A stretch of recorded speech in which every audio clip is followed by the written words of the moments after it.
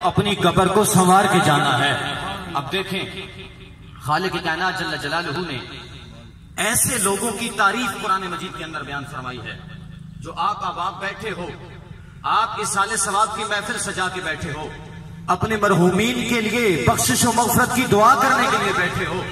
اور یہ وہ خاصیت ہے جس کی تعریف رب نے قرآن میں بیان فرمائی ہے۔ رب فرماتا ہے وَالَّذِينَ جَاءُوا مِن بَعْدِهِمْ يَقُولُونَ رَبَّنَا اغْفِرْ لَنَا وَلِإِخْوَانِنَا الَّذِينَ سَبَقُونَا بِالْإِيمَانِ۔ فرمایا کچھ ایسے بندے ہوں گے جو آئیں گے بعد میں،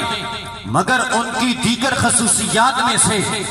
ایک خاصیت یہ ہوگی، ان کی تمام تر کوالٹیز میں سے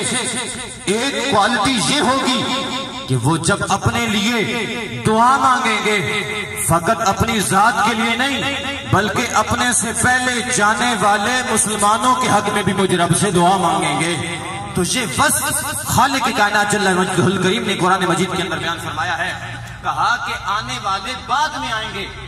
مگر میں ان کی تعریف بیان کر رہا ہوں کہ ان کی یہ کوالٹی ہوگی، وہ آئیں گے بعد میں،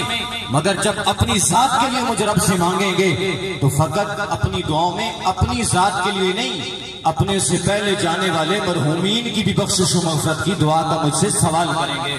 اب دیکھیں وہ کلمات کون سے ہیں، خالق کائنات جل جلالہ نے ان کلمات کو بھی بڑی خوبصورتی سے قرآن مجید کے اندر بیان فرمایا یقولون، کہا ان کا انداز بڑا پیارا ہوگا، یقولون وہ مجھ رب سے یوں کہتے ہیں ربنا اغفر لنا، اے ہمارے رب ہمیں بخش دے، اے ہمارے رب ہمیں بخش دے، وَلِإِخْوَانِنَا الَّذِينَ سَبَقُونَا بِالْإِيمَانِ،